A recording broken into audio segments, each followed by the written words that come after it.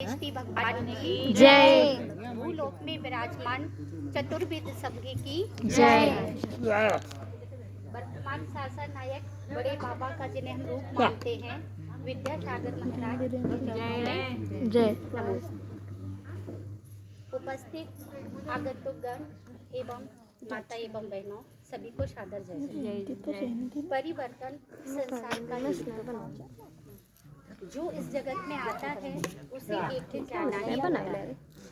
आचार्य गुरुवर विद्यासागर महाराज जी भी एक दिन समाधि को धारण करेंगे, ये हम सभी जानते हैं। लेकिन इतनी जल्दी ये समय आ जाएगा इसकी कभी हम सभी ने परिकल्पना भी नहीं की थी।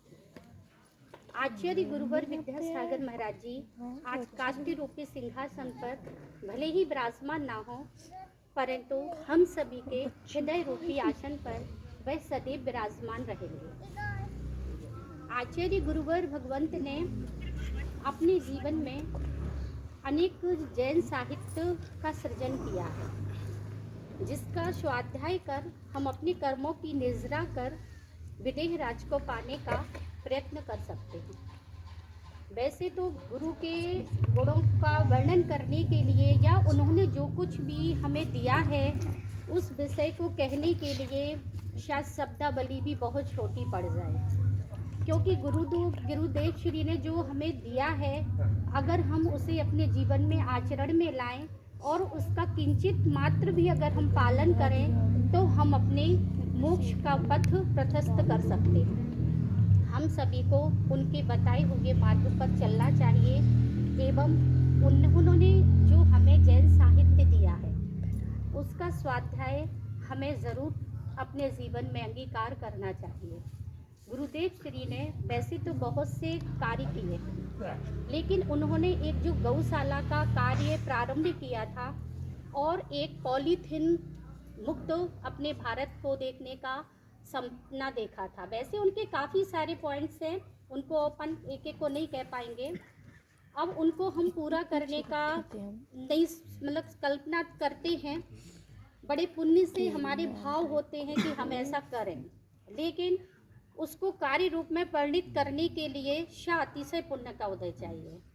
और ऐसा सम्माननीय रवि भैया और वंदना दीदी जो हैं उन्होंने ये दोनों कार्य संपन्न किए। एक तो उन्होंने पॉलीथीन का भी बहुत अधिक विरोध किया है और ये हमारा दुर्भाग्य रहा कि हम पूरी तरह से उनका साथ नहीं दे पाए, क्योंकि गुरुदेव श्री कहते हैं कि कोई भी कार्य असंभव तो होता ही नहीं है, लेकिन अगर हम उसकी शुरुआत ही ना करें ये गलत बात है।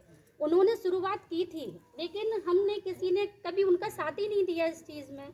अगर प्रत्येक व्यक्ति मात्र हम इतने आदी हो चुके हैं पॉलीथीन के कि उसको पूरी तरह से छोड़ देना शायद असंभव तो नहीं है, लेकिन थोड़ा सा टाइम लगेगा उसको त्यागने में, है ना। लेकिन अगर हम थोड़ा सा एक नियम बना लें कि हमारे घर में दैनिक कार्य में जितनी भी पॉलीथीन आती हैं हम उनका रिफ्यूज़ करें, है ना। अगर एक दिन में 5 पॉलीथीन आई है तो हम उनका दूसरे दिन उपयोग करें सब्जी में, या फिर हम उनको इकट्ठा करें महीने भर का, और जो छोटे सब्जी वाले हैं या किसी को भी हम उनको व्यवस्थित करके दे सकते हैं।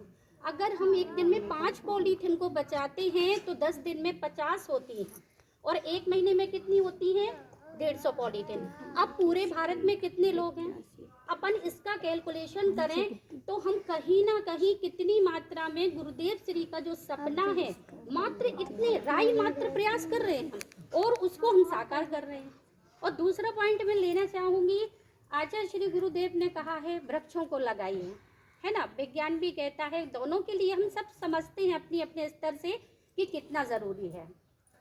तो उसके लिए मैं विशेष रूप से आज माताओं से एक निवेदन करना चाहूँगी कि बच्चों के पेपर ख़त्म होने वाले हैं, आप इतने बहुमूल्य किताबों को भंगारे वाले को रद्दी के भाव तोल देते हो। जो बहुमूल्य किताबें हैं जिनका हम अनुमान नहीं लगा सकते कि एक किताब के बनने में कितने पेड़ों को काटा जाता है, किस तरह से उनकी छपाई होती है। और हम बस जैसे ही एग्ज़ाम हुए बच्चों की सारी गाइड नोट्स जो इतने इम्पोर्टेंट होते हैं बिल्कुल कौड़ियों के भाव उनको रद्दी में दे देते हैं। क्या कमा लेते हैं हम, 100-200 रुपये कमाते हैं।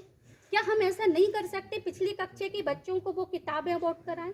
अगर हम ऐसा नहीं कर पा रहे तो क्या हम विद्यालय में जमा नहीं करा सकते? जो बच्चे जरूरतमंद हैं, जरूरतमंद नहीं भी हैं, तो भाई विदेशों में पढ़ाई होती है पुरानी बुक्स से।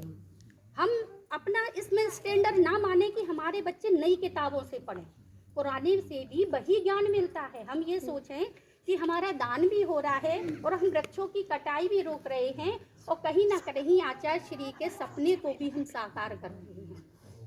आप विद्यालय में जमा करा दीजिए, जिनको जरूरत होगी उनको वो किताब मिलेंगी। नहीं तो विद्यालय में जो एक पुस्तकालय होता है उसमें भी हमारा एक बहुत अच्छा संग्रह हो जाएगा।